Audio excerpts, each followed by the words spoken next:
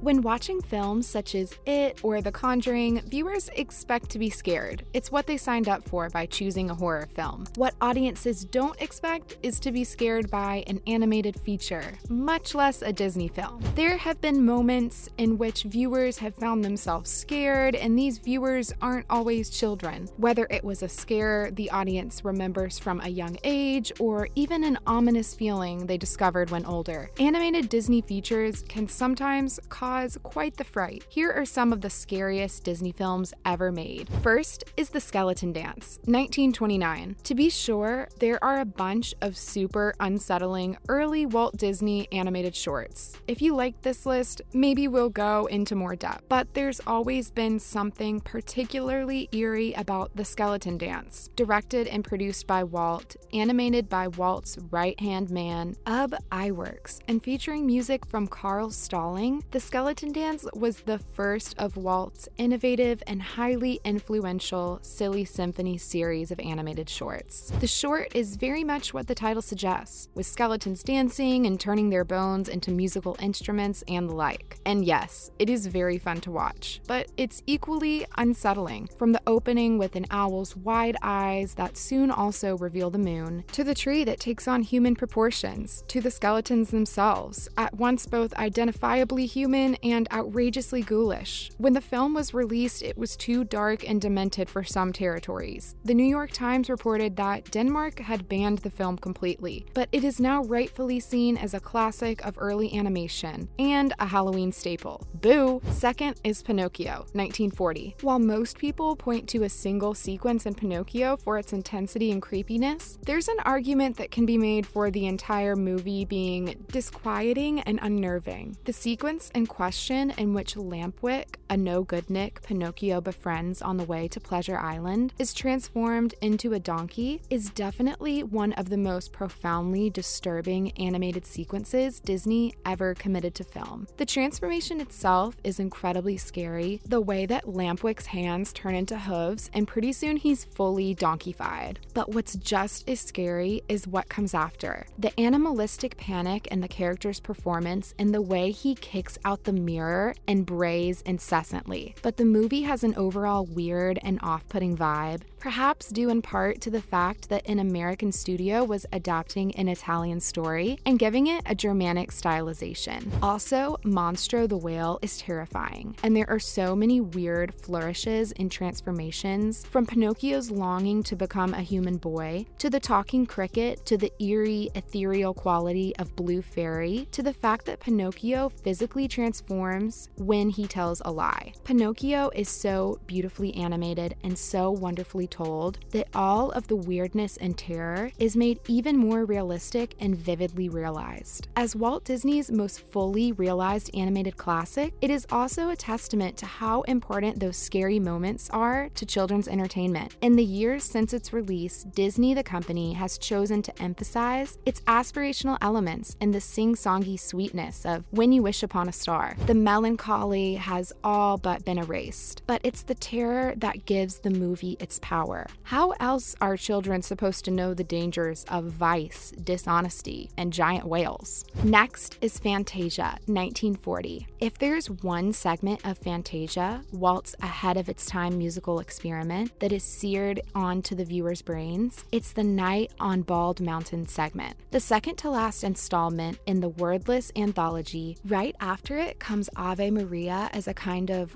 repose. Night on Bald Mountain is based on a moody piece of music by Russian composer Modest Mussorgsky. Bald Mountain, according to tradition, is the gathering place of Satan and his followers. Music critic Deems Taylor explains in the introduction, the creatures of evil gather to worship their master. That they do. Easily the most evocative and unforgettable segment of Fantasia, it begins with all sorts of hellish creatures commuting to Bald Mountain, where they are then commanded and worked up into fits of hellish ecstasy by the demonic Chernabog. The minions themselves are horrible, misshapen goblins and gremlins and ghostly ghouls, and the Chernabog is a symbol of ultimate evil, a giant hulking black mass with horns and massive bat wings. Animator Vladimir Tiltla, who animated Chernabog, spent a day with Bela Lugosi, who provided reference for the character. Sequence director Wilfred Jackson, a legendary Disney animator, also provided inspiration for Tiltla. The entire thing is overwhelming and operatic, a literal manifestation of evil. It's still shocking. And forget about Daryl Hannah's butt. Some of the demons have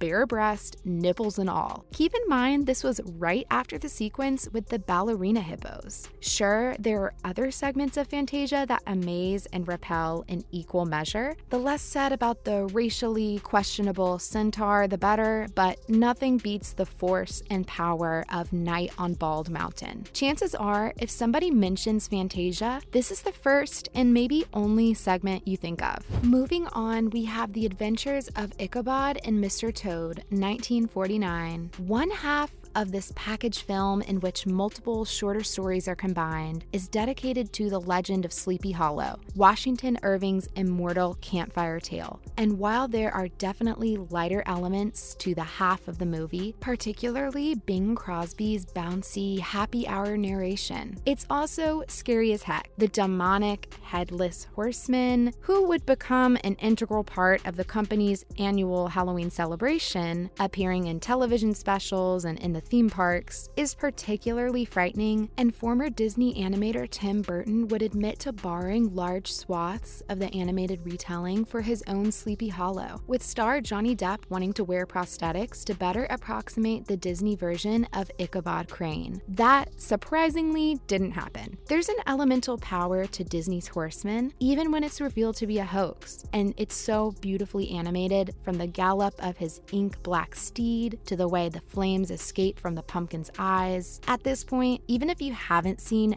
that half of the package film, you are probably aware of Disney's telling of the legend of Sleepy Hollow and all of the iconography that goes along with it. This version has seeped into the collective unconscious. It is unquestionably the stuff of nightmares. Fifth is Escape to Witch Mountain, 1975. From early on in Escape to Witch Mountain, something seems to be amiss. Almost the first images you see are the silhouette of two children being chased by dangerous-looking dogs. And that WTF tone is consistently delivered through the rest of the running time. Awkwardly positioned as one of the feel-good, live-action Disney movies of the time, with a pair of children who cheekily utilize their special powers, the school bully gets a baseball glove to the face, only mixed with some outrageously weird stuff, like a recurring flashback dream sequence that looks and sounds like something out of the Friday the 13th series. The kids, it turns out, are alien refugees, and the men who were after them, played by Ray Milland and Donald Pleasance, want to harness their powers for incredibly nefarious means. Milland talks about using their psychic abilities to walk around and sense where they could drill for oil. The movie has a charming lo-fi quality, and some of the more memorable moments stand out as being ahead of their time, including one scene that is basically the flying bicycle sequence from E.T., only with an RV and considerably less impressive special effects. But the movie is also off-putting at times and creepy in ways that you don't expect, especially since the movie is pretty much entirely shot in blinding daylight. The movie was a sizable enough hit that it spawned a franchise with two proper sequels. Return from Witch Mountain came out in 1978, and a made-for-TV remake, and now the incredibly noisy Dwayne Johnson-led reboot, Race to Witch Mountain. That's a lot of trips to Witch Mountain. Finally, The Black Hole, 1979. Considering Anthony Perkins traumatized an entire generation of moviegoers with his role as murderous mama's boy Norman Bates in Psycho, it's only fitting that he'd scar an entirely new generation by being violently killed by a soulless, blood-red zombified robot in Disney's The Black Hole. The Black Hole was placed into development before Star Wars, but the final project was heavily influenced by George Lucas's space set smash. Also, The Black Hole is way more horrifying. A spaceship crew, a damnably all-white cast that Perkins, Robert Forster, and Ernest Borgnine stumble upon a derelict craft, only to discover Maximilian Schell and a bunch of creepy robots. Some are later revealed to be the zombified crew members who tried to stage a mutiny, including the one that kills Perkins. A feeling of unease settles in right off the bat when listening to John Barry's moody score during the overture continues through the trippy, utterly confusing climax, where the team boards a smaller craft and actually goes into the black hole. At one point, Schell and the other robot that kills Perkins, named Maximilian, are fused into some kind of unholy monstrosity, while hooded minions look on and brimstone burns brilliantly. Also, maybe they go through heaven too? It's unclear. The script for The Black Hole was worked on by at least a half dozen writers, and it feels very confused. Cute robots occupy the same space as heady, philosophical notions of heaven and hell, and uneven, with the only unifying through line being how uncomfortably unsettling it all is. That's all the time we had for today. Till next time, cheers!